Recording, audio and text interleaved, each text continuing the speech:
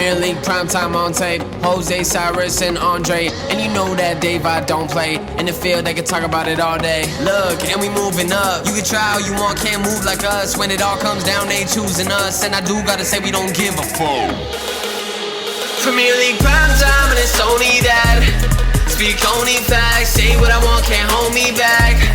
Can't hold me back. Premier League primetime, better yet, it's my time. You stay on the sideline. Say what I want, can't hold me back. Premier League primetime.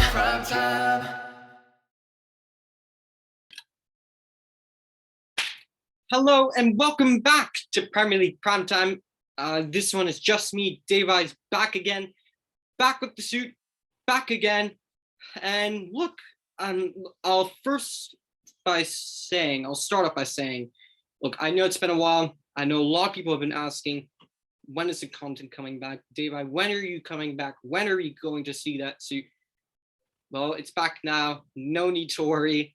For those who have been wondering where I have been, for those who often forget, or may not often forget, or just don't know, who knows, or could forget, who knows, could be one or the other. I am a college student. My classes have been overwhelming me with a lot of work. I have been a very busy person in terms of just my own daily life, in terms of college, in terms of schoolwork and other things, family that unfortunately had to take priority. But I'm here. I am back again, and I am here to give you a preview into the 6 matches that are going to occur this week. And we'll start off with the big one on Tuesday. The big one could be also a small one. Liverpool hosting Manchester United. Regardless of either of these two teams' current stature in the footballing world and in the Premier League, this rivalry speaks volumes. It's Liverpool versus Manchester United. It is at Anfield. For those who know, they know what this game means. For the players, regardless of which side, there shouldn't be a lot of motivation. Although there could be other things in factor. For Manchester United, for instance, finishing in the top 4. For Liverpool, a chance to win the Premier League. Them and Manchester City are right now neck and neck. Could be either way. For me, in terms of the Premier League, whoever slips up, for me, it's done. It's done for them, to be honest with you. And for me, this game, when I look at Manchester United and I look at the way they played against Norwich, without Cristiano Ronaldo, Manchester United lose that game. I know they came away with a 3-2 win, but if you think about it, that defense, again, I will highlight it again, the defense, it's just simply not good enough for a club that is the stature of Manchester United. Harry Maguire, Victor Lindelof, I'm not even going to get into those two because I don't feel in the mood to give a whole long rant on why those two should be absolutely nowhere near the starting 11. Assuming that other center backs are available in the summer and we can get them, which we most likely will, assuming the impending arrival of Ajax manager Erik ten Hag to come in and take his rightful place as the new manager of Manchester United. Quick thoughts on Erik ten Hag. I think this is going to be a long-term project. For me, Erik ten Hag, is a fantastic manager. He has done wonders at Ajax, and it was really down to him and Pochettino. And although Mauricio Pochettino has the Premier League experience, that could be a factor to why people may drift to Pochettino. We all saw what we did with Tottenham, got them to a Champions League final with little to no budget, turned that Tottenham side from just a relatively average and mid-table team to a team really competing in the top 6. So for me, I personally think that this is a great appointment for me. I think it was the right appointment. For me, I prefer Luis Enrique, but Luis Enrique, we all know, is in charge of Spain. He has no interest in leaving his post as the manager of the Spanish national side. He's going to take charge until at least the end of the 2022 World Cup. And for me, it was the right decision to get someone in that's relatively similar. Doesn't have, I'd say, the pedigree or the resume that Luis Enrique had, winning the treble with a side like Barcelona, managing big egos. But for me, I think this is the right sort of manager. I think we need someone who, look, people are saying give him 5 years. I don't think anyone's going to give him 5 years, but he's going to need time. He's going to need backing. And for me, it's just another episode in the cycle over and over again. But getting back to the game, this game for me is going to be quite simple. I don't see Manchester United even getting a point out of this game because the defense is not good enough. The attack is not clinical enough, and the midfield is shaky. And for me, I don't think Manchester United will get a point at Liverpool. I think Liverpool are just far too strong. You look at the way they played against Manchester City in the FA Cup semi-final. They absolutely deserved to go through. They were by far the better side, although Manchester City rotated players here and there. Some could say Liverpool won the battle, but they may not win the actual war. But for me personally, there's just no way. There's just no chance. I'll say predictions: at least Liverpool 3, Manchester United maybe 1, but no predictions. Liverpool 3, Manchester United 0. At least 3 goals will be scored by Liverpool. Next, Everton host Leicester. Or to go back to the first, Liverpool Manchester United key players. Liverpool, Thiago Alcantara, he was superb, absolutely brilliant against Manchester City. What a performance! Ibrahima Konate, he's turning into a goal-scoring center back now. He scored, but what? I think that's his 3rd header in 3 consecutive games. Wow, he's the boy's a talent. £30 million bargain. What a player! What a signing! Absolutely brilliant. He will definitely be key, assuming that he plays.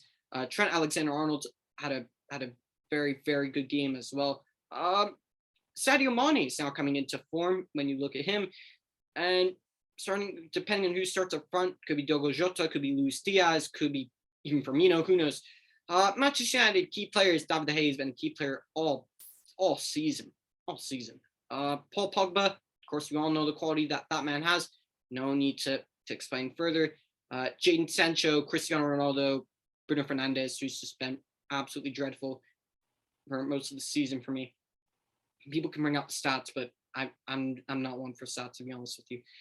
Anyways, carrying on into the Everton-Leicester game, this could be an interesting one. For me, I think Everton could very well be up for this game. They're fighting for their lives. They're getting to a better place, especially after securing 3 points against Manchester United the weekend before. And for me, I very much believe that Everton could potentially come and win this game. But I think Leicester are really, really going to try and at least push for a Europa League place, whether it's by winning the Conference League or it's by finishing higher in the table. So this game could go either way, but I'll just edge it to Leicester. I think that their quality in defense is just definitely better for me, in my opinion. Everton is just shambolic defensively. I don't rate them defensively, as I've said. Michael Keane, it's just not fantastic. Ben Godfrey, Mason Holgate, young players, but they're not ready to be the experienced leader, and in either of those two sides, or either of them being the experienced leader. Gary Mina, I'm not the biggest fan of him either. Branthwaite, promising young kid, but again, I think that he's definitely going to need time and will need to play alongside someone experienced. I think this Everton side needs a rebuild. So I'll probably just edge it to Leicester, but this is a very close game. And I also think the next game could be even more intriguing. Chelsea hosting Arsenal. Now, Arsenal's top 4 hopes are looking to be quite slim now. After losing 3 games, 3-0 against Crystal Palace, losing 2-1 to Brighton and 1-0 to Southampton. I think they're now currently in 6th or 7th. Their chances of finishing the top 4 are now looking slimmer. And Manchester United somehow, with the win against Norwich, getting 3 points was crucial because they are, I think, roughly 3 points behind Tottenham now. So there's still somewhat of a chance. But Arsenal, it's now looking somewhat peak for them. Chelsea just advanced to the FA Cup semi-final. Again, my bad. Key players for Everton, Richarlison, Dominic Calvert-Lewin. I don't know if he's fit. or not, Anthony Gordon. He's been tremendous for them this season. He's a young player really coming into his own there at Everton. Very, very, very good. I have a lot of praise for him. Damari Gray, I haven't seen much of him, to be honest with you. Hopefully he can come in, come back, find that form that we know he's got, that talent we know he's got. So Damari Gray is one of them. Key players for Leicester City: Yuri Tielemans, James Maddison. James Maddison's been fantastic now and it's now looking somewhat consistent now with James Maddison. He's somewhat rediscovering that form everyone knows that this player has, and he's a very special talent for me. Phenomenal player, James Maddison. Ricardo Pereira, good to see him back. I think if Castagne's fit, he'll definitely be an important player. Kasper Schmeichel as well. Harvey Barnes, another one. He's been superb as well for Leicester. Next, key players for Chelsea. Edouard Mendy, been fantastic for vast majority of the season. Antonio Rudiger, their best center back for me, 100%. Marcos Alonso has also been decent. He's been in decent form. I won't deny that. Reece James as well. You look at their central midfield. Ruben Loftus-Cheek, he's one that's been starting to play more games. Had a decent performance against Real Madrid. Not the best, but all right. Performed well against Crystal Palace in the FA Cup semi-final today. Timo Werner's been in very good form, and huge credit to Timo Werner. He's been doing very, very well in the recent week. And for me, I think Chelsea's most important and best player in the attack is Kai Havertz. This man always turns up for the big games. Hopefully that doesn't come back to bite me if he doesn't turn up against Arsenal. Hopefully, he can prove me right. But he almost always turns up in big games. You think of the Champions League final, massive. Turned up against Real Madrid, scored goals against Real Madrid, scored goals in their Champions League campaign, scored big goals in the Premier League this season for them as well. He's been a really, really important part to this Chelsea side, and he's been flourishing this season. He's been doing really, really well, despite it being at the expense of Romelu Lukaku, who it just hasn't really worked out this season. Will he be around next season? Who knows? Predictions. I'll quickly go again, jump back to the Everton Leicester game. I'll say 2-1 Leicester. And before I get to my prediction for that Arsenal game, or the Chelsea Arsenal game, key players for Arsenal now, they lack someone up front. For me, Alexander Lacazette, I don't know when he will be back, when he will be fit again. But for me, if I were Mikel Arteta, I would try something different. I would go and try Gabriel Martinelli down the middle. Ed Nketiah, it's very clear. I mean, I've heard it from Sears so many times. He's just not good enough. He's not clinical enough. He's not ruthless enough. And for me, I believe that they should try Gabriel Martinelli down the middle and perhaps try to find a way to even fit Pepe in. Perhaps him down the middle in a false nine. Who knows? I don't know what Mikel Arteta's thinking, but most likely be Nketiah. In my honest opinion, I don't think that's the way to go for Arsenal. They lack a focal point. They didn't sign a striker in January for now, and they didn't sign a midfielder either. Thomas Partey looks like he's going to be out for the season. Huge blow. So as of right now, it's Granit Xhaka and either Mohamed El-Neni or Albert Sami Lokonga. Albert Sami Lokonga appears to be Mikel Arteta's preferred choice at the moment. Tomiyasu's out. He's been out. So Cedric has been starting those games. And left back is also a huge problem. Kieran Tierney is out. But the only issue is that Nuno Tavares, Arteta hasn't really been selecting all that much. He's been playing Granit Xhaka at left back. You also have Bukayo Saka, let's not forget. He can play at left back. Perhaps if he had been playing at left back in that running games towards the end of last season where Kieran Tierney was out, perhaps Arsenal could have gotten to the Europa League final. Maybe, who knows? But my prediction, I think this will be a close game for me. And this is another one of these rivalries that, you're playing a London derby. I think Chelsea will probably just edge it for me. I don't think Arsenal make it easy, but I think with the quality And with the firepower Chelsea have, I think they'll probably just edge it by a score of 2-1. Next, Newcastle hosting Crystal Palace. Now, Newcastle have been in very good form for some time now. Key players for Newcastle: Bruno Guimaraes scoring a last-minute header today against Leicester. Had a very, very good performance, to be honest with you. I didn't exactly watch the game, but I've heard from people, from friends from mates of mine that are Crystal Palace fans, mates of mine that support Newcastle as well, that he had a very good game. Joe Linton has been in a decent, let's say, run of form. Chris Wood, he hasn't been scoring as much as of recent, but Chris Wood plays a very important function for me. He sort of plays that the hold-up role, holds the ball up, and then gives players such as the likes of St. Maximin the time and the space, and he releases the ball to those outlets on the wing, so then they can take the ball, they can drive at players, they can create opportunities, they can take shots on goal. So for me, Chris Wood plays a very, very important factor and a big part in that side. Martin Dubravka, Jamal Lascelles, I'd probably say those are the main players there. Crystal Palace, now Conor Gallagher will be back for this game after their exit in the FA Cup semi-final to Chelsea. So he will be back. Of course, Wilfred Zaha, Odsonne Edouard, Jean-Philippe Mateta, who's been in very good form as of recent.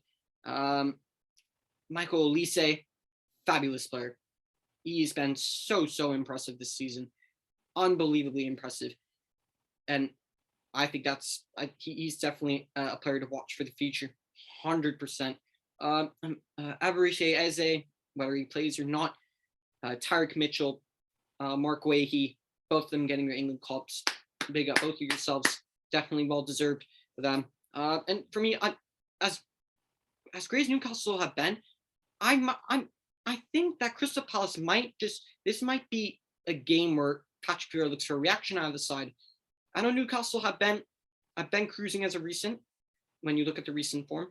But for me, I think this potentially could be a game where you see Crystal Palace give a reaction, show fight, show some desire, and show that they will come back. And I think they will come back. I think Crystal Palace will most likely just edge it by 2-1. That's my honest prediction. Next, Manchester City versus Brighton. Straightforward. Manchester City 3, Brighton 0. Although Brighton have been in a good run of form, winning in North London 2 weeks in a row.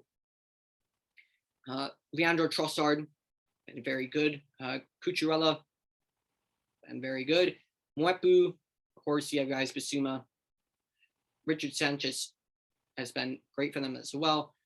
Alexis McAllister, he's been all right. It's the thing with Alexis McAllister is that it's inconsistent. Some weeks you could see a player there and say, yeah, you know what, yeah, definitely, yeah, there's a player there. Then some weeks he just disappears, and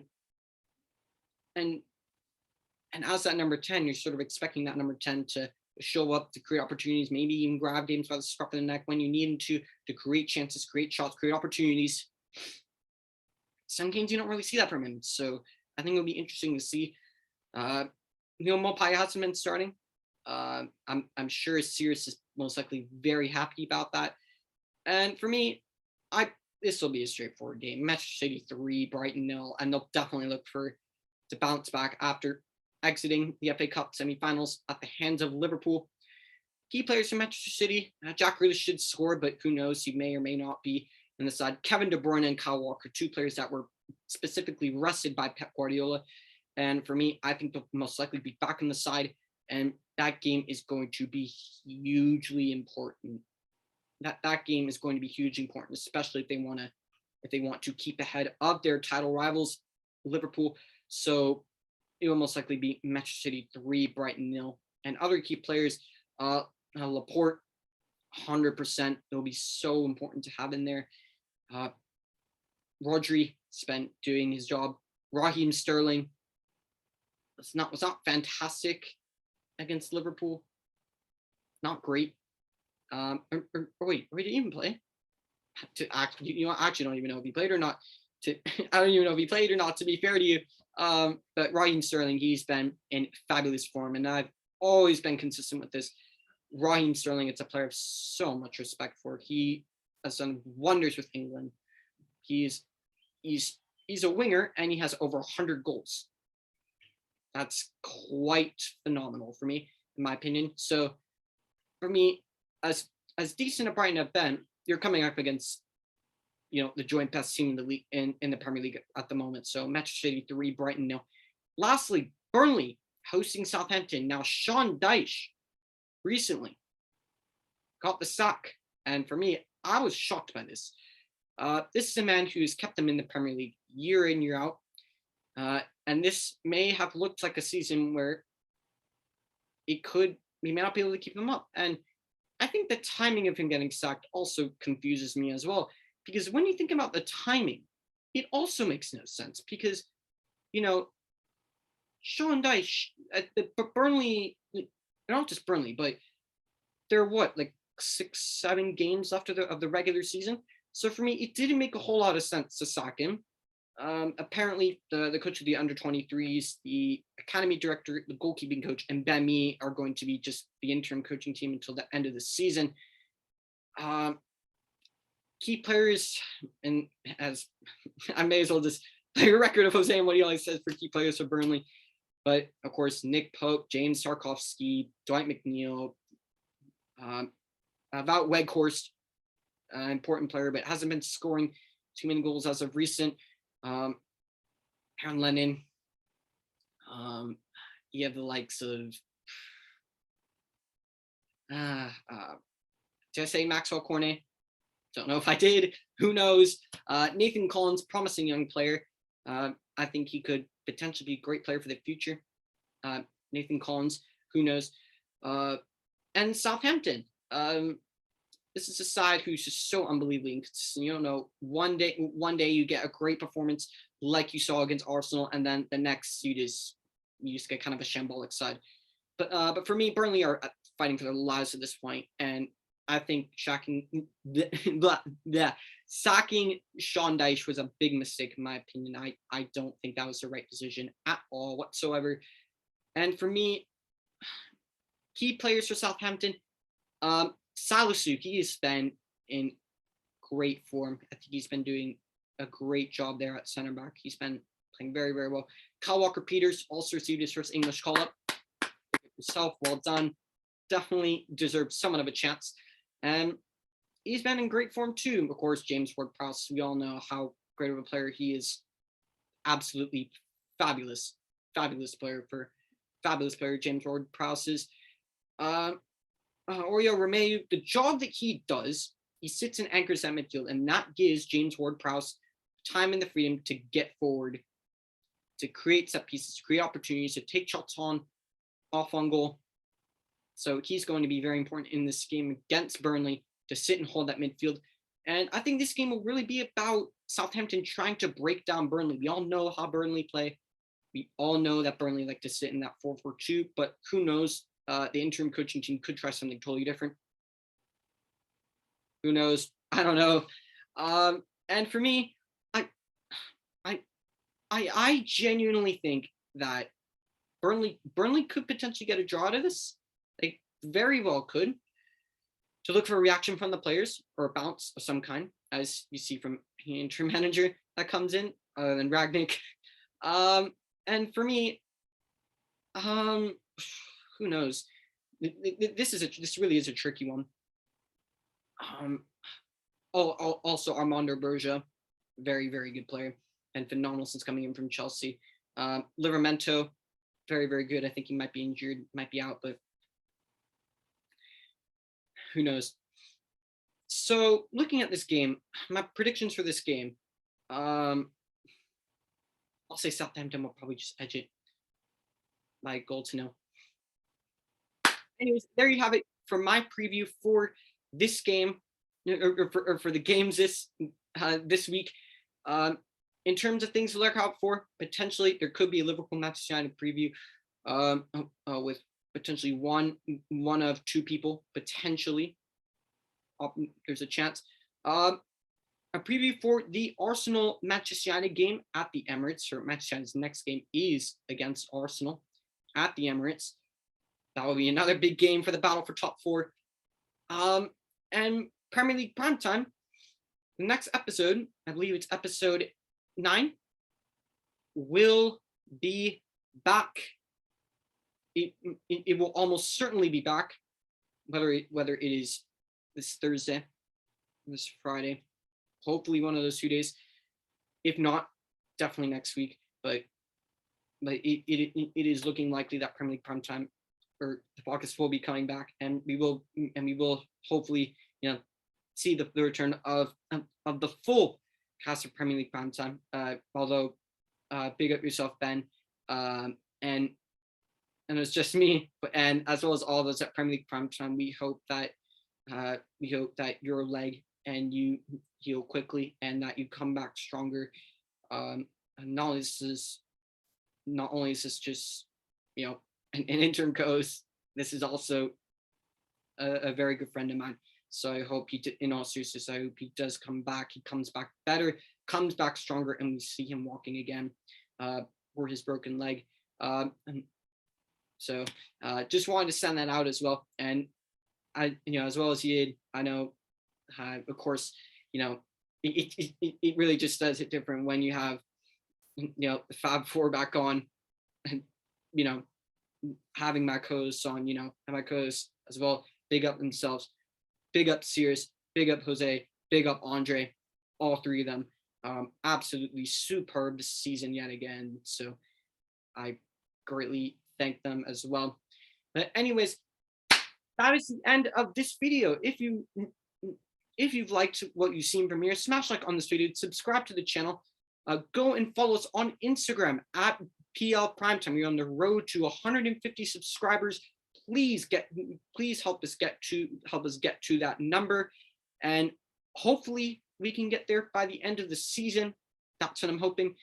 We're also on iTunes, we're on Apple Podcasts, we're on Spotify, and yeah, that's all to say. And wherever you are watching this in the world, and for all the pleas that I've heard, to bring back something that, are you going to put, Daveye, when's Premier League content coming back? When's content coming back? Don't worry. I've been hearing you pulling a Harry Maguire there against Albania. I've been hearing you, and don't worry, we are back. I will be trying my absolute best to bring back some content, at least sometime once, or at least a decent amount, to hopefully satisfy the cries of some of the fan and the viewers and the subscribers out there who have been wanting to see me bring something back. Anyways, I'm gonna stop waffling on. Wherever you're watching this in the world, have a great day or evening.